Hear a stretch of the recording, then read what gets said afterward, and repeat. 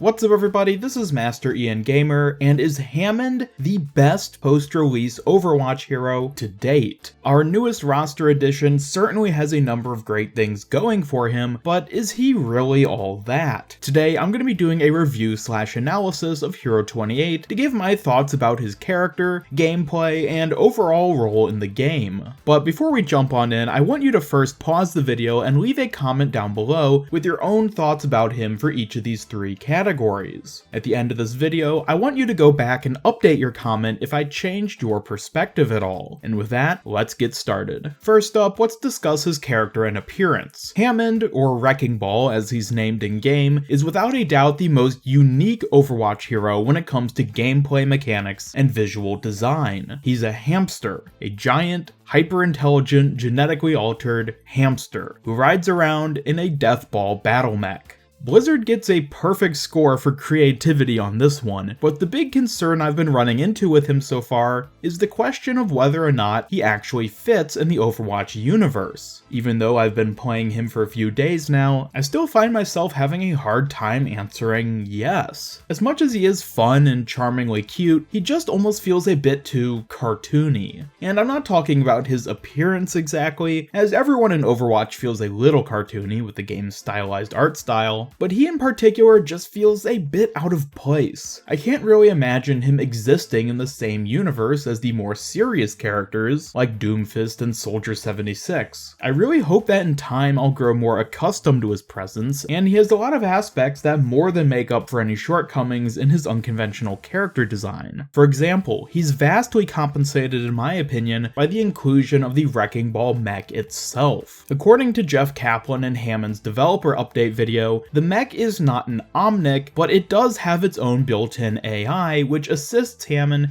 and serves as his voice and translator. Aside from the fact that this is almost on the mark for my prediction of Hammond being two characters in one hero, I think it heavily offsets the unbelievability of his character. Making Hammond himself speak, I think would have been crossing a line, but having the mech translate and speak on his behalf is not only a clever workaround, but allows for some really fun and unique interactions. While none of his additional voice lines or hero interactions are in the game yet at the time of me making this video, the simple lines for hello, thank you, and the use of his abilities express a really cool dynamic between Hammond and the mech, who function as one hero. It would have been so easy for Blizzard to have left Hammond out entirely and just made Wrecking Ball an Omnic with the same voice it has now. But I have to applaud Blizzard for taking the risk on making such an unconventional character, even if it does come very close to crossing the line of absurdity. I will say though before I move on that I find it rather strange that Blizzard decided to make his in-game name Wrecking Ball instead of Hammond. Hammond is just easier and quicker to say, so I feel like most people will just end up calling him that anyways. He certainly isn't the first hero to go by an alias in game, but in his case it just feels kinda weird. Discounting Soldier 76, it also makes him the only hero to have a name that's more than just one word. Part of me suspects that Blizzard just didn't want to split up Genji and Hanzo on the alphabetical hero gallery screen, but I guess we'll never know for sure. It may have just been a small effort to focus less on the hamster aspect of him and more on the battle mech. Moving on now to his gameplay, this is where Wrecking Ball shines the brightest. I will say right now that he very well may be the most fun to play hero in the entire game. The fluidity of his ball rolling and grapple ability easily gives him the most satisfying mobility options out of anyone. Wall riding and literally flying have nothing on the satisfaction of rolling around the battlefield, grappling across gaps, and battering baddies. Maybe I only love it so much simply because it's new and we've never had anything like it before in Overwatch, but personally, I can see myself never getting tired of playing around as this hero. On top of that, he has a fairly high skill floor and an incredibly high skill ceiling. He is not easy to play, but once you get the hang of him and start to learn exactly how his movement works, there's loads of potential for how to use him. He reminds me a lot of Doomfist in a few different ways. While many people might hear this and think that it's a bad thing, I see the similarity as having both pros and cons. The pros are predominantly in the satisfaction you get when pulling off epic maneuvers. Just like Doomfist, Wrecking Ball has tons of combo potential. First and foremost, grapple can be used to get in and out of all kinds of positions. It lets you reach high ground, cross gaps, and dislocate the enemy.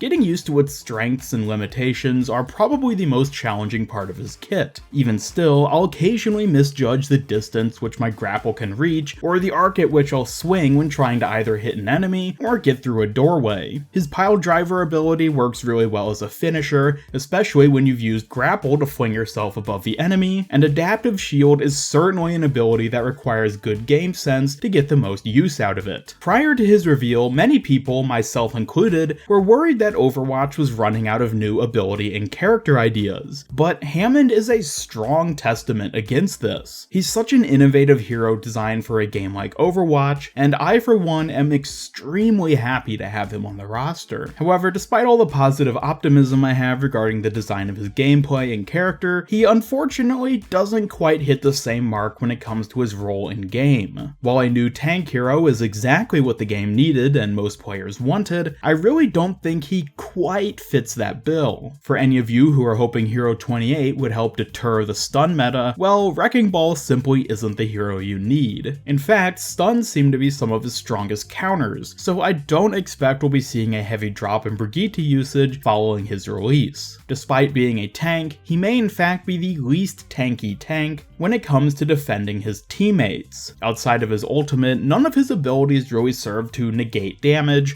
or ward off opponents. He may have a load of self-sustain, but like Roadhog, there's not much more he can do to protect an ally besides body blocking. That's not to say he's a bad hero or even a bad tank, as he's very effective at disruption and could easily fit into dive comps. But based on the several hours I've put in playing as, with, and against him, he feels to me like a functionally inferior version of D.Va. Both are similar with regards to their mobility, damage output, and health pools, but I think D.Va will just be more effective in more situations. Just like how Mercy eclipses Ana currently, I'm worried that D.Va will eclipse Wrecking Ball. Granted, it has only been a few days, so I'm willing to bet that this impression could change as time goes on. But for right now, from a meta standpoint, I'm having a hard time seeing why you would play Wrecking Ball over D.Va, and a large part of that has to do with ease of use. This is where we come back to the Doomfist comparison. Just like him, Wrecking Ball can be effective, but only when the person playing him is really good. In a competitive setting, I can easily see 90% of the player base not being able to make proper use of the character, and given his huge size and health pool, could just end up feeding the enemy. If this turns out to be the case, we could quickly see him becoming the next troll pick hero, or at the very least, one of the many characters who make players roll their eyes whenever a teammate picks them. On top of that, he isn't going to do diddly squat about the current meta. He plays right into being countered by much of the crowd control which we have in game at the moment, and outside of dive comps, I'm having a really hard time seeing him get much use or good team synergy. Unlike the last two hero editions, especially Brigitte, it doesn't seem like Blizzard added him to satisfy a balance need of the game. Instead, it seems like he exists simply because he's a fun and novel idea. Yet, for the record, I'm entirely okay with that. Overwatch balance is a vicious cycle, and ultimately, I don't believe that it'll ever be something that's satisfyingly balanced. So rather than continuing the incessant rat race, it's actually kinda nice to see Blizzard take a step back to add a new hero simply because people will have fun playing them. According to Jeff Kaplan's recent developer update video, the intent behind adding Wrecking Ball was to provide more tank hero options and hopefully make the class as a whole become a bit more appealing to more players. I think this will absolutely be the case, and even though he's not the new main tank or anti-CC off tank that many of us were hoping for, I'm really looking forward to seeing people play him. Who knows, maybe I finally won't be the only tank player in quick play for once. Anyways, despite my low expectations for his impact on the meta and overall usefulness, I want to emphasize that I do still think he is a great hero addition. At the end of the day, Overwatch is a game, so getting fun heroes like Wrecking Ball is important. It's such a breath of fresh air, and even his disconcerting character design is something that I have to praise for uniqueness, and in time we'll likely get used to it. Is he the best new hero we've gotten since the game's launch? Probably not. Is he the most fun?